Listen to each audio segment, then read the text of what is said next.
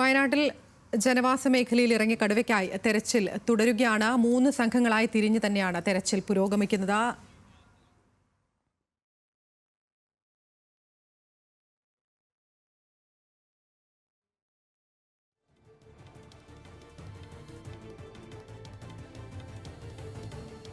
ഇപ്പോൾ കുങ്കിയാനകളെ അടക്കം സ്ഥലത്തെത്തിച്ചിരിക്കുകയാണ്. വിക്രം, സുരേന്ദ്രൻ എന്നീ കൊമ്പന്മാരെയാണ് എത്തിച്ചിരിക്കുന്നത്. അനൽക്ക സെയ്തുണ്ട് വിശദാംശങ്ങളുമായി. അനൽക്ക, ഈ കുങ്കിയാനകളെയൊക്കെ സ്ഥലത്തെത്തിച്ചോ? തെരച്ചിൽ ഈ ഘട്ടത്തിൽ എങ്ങനെയാണ് പുരോഗമിക്കുന്നത്?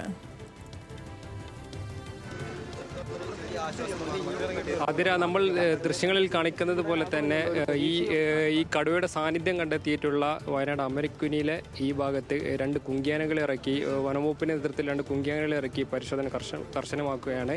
ഇതുമായി ബന്ധപ്പെട്ട് ഈ മുത്തങ്ങയിൽ നിന്ന് വിക്രം എന്ന കുങ്കിയാനയാണ് എത്തിച്ചിരിക്കുന്നത്. ഇതിന് തൊട്ട് പിറകെ തന്നെ സുരേന്ദ്രൻ എന്ന കുങ്കിയാനയും എത്തിക്കുന്നുണ്ട്. അപ്പം ഈ 2 കുങ്കിയാനകളെയും എത്തിച്ചു കഴിഞ്ഞാൽ പെട്ടെന്ന് തന്നെ ഈ കടുവയെ കണ്ടെത്താൻ കഴിയുമെന്നൊരു പ്രതീക്ഷ വനംവകുപ്പ് ഉദ്യോഗസ്ഥർ പങ്കുവെക്കുന്നുണ്ട്. അതായത് ഇന്നലെയും അതേപോലെ തന്നെ ഇന്നും രാവിലെയൊക്കെ വനംവകുപ്പ് ഉദ്യോഗസ്ഥരുടെ നേതൃത്വത്തിൽ വലിയ തിരച്ചിൽ നടത്തിയെങ്കിലും കടുവയുടെ സാന്നിധ്യം എത്താൻ കഴിഞ്ഞിരുന്നില്ല. വനംവകുപ്പ് ഉദ്യോഗസ്ഥർ ഇതിന്റെ ഭാഗമായി സ്ഥാപിച്ചിട്ടുള്ള 14 നിരീക്ഷണ ക്യാമറകളിൽ പോലും ഈ കടുവയുടെ ദൃശ്യങ്ങൾ പതിഞ്ഞിരുന്നില്ല. എന്നാൽ 2 ദിവസം മുമ്പ് തന്നെ ഇതുമായി ബന്ധപ്പെട്ട് വനംവകുപ്പ് സ്ഥാപിച്ചിട്ടുള്ള നിരീക്ഷണ ക്യാമറകളിൽ കടുവയുടെ ദൃശ്യങ്ങൾ അതിൽ ഉൾപ്പെട്ടിരുന്നു. അതിൽ തന്നെ കടുവ ചെറിയൊരു അവശത പ്രകടിപ്പിക്കുന്നതായി വനംവകുപ്പ് ഉദ്യോഗസ്ഥർ പറഞ്ഞിരുന്നു.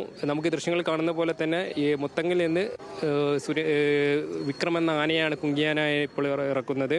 അതോടൊപ്പം തന്നെ ഡോക്ടർ അരുൺ സക്രയുടെ നേതൃത്വത്തിലുള്ള സംഘം 2 സംഘമായി, അതായത് വയനാട് DF അജിത് കെ രാമന്റെ നേതൃത്വത്തിൽ 2 സംഘമായി ഇവിടെ ഈ അമരക്കുനിയിൽ ഈ കടുവയുടെ സാന്നിധ്യം കണ്ടെത്തിയിട്ടുള്ള ഈ സ്ഥലത്ത് വലിയ രീതിയിലുള്ള പരിസരം നടക്കുന്നുണ്ട്. അതായത് ഇന്ന് തന്നെ, അതായത് കടുവയുടെ കാണുകയാണെങ്കിൽ ഇന്ന് തന്നെ മയക്കുവെടി വെക്കാനുള്ള എല്ലാ സജ്ജീകരണങ്ങളും ഇവിടെ പൂർത്തിയായിട്ടുണ്ട്. അതായത് മയക്കുവെടി വെക്കാനുള്ള എല്ലാ മരുന്നുകളും ഇവിടെ ഡോക്ടർ അരുൺ സക്രയുടെ നേതൃത്വത്തിൽ ഇവിടെ എത്തിയിട്ടുണ്ട്. ഈ തെർമൽ ഡ്രോൺ സംവിധാനം അടക്കം ഉപയോഗിക്കുന്നുണ്ട് എന്നുള്ളതാണ് ഞാൻ മനസ്സിലാക്കുന്നത്. എവിടെയെങ്കിലും ഈ കടുവയെ ലൊക്കേറ്റ് ചെയ്യാൻ സാധിച്ചിട്ടുണ്ടോ? അതായത് ഇന്ന് നടത്തിയ പരിശോധനയിൽ അതേപോലെ തന്നെ ഇന്നലെ നടത്തിയ പരിശോധനയിലും ഈ കടുവയുടെ ദൃശ്യങ്ങളൊന്നും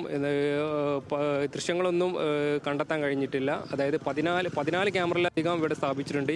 ഈ 14 ക്യാമറകളിലൊക്കെ തന്നെ ഇത്തരത്തിൽ ദൃശ്യം കണ്ടെത്താൻ കഴിഞ്ഞിട്ടില്ല.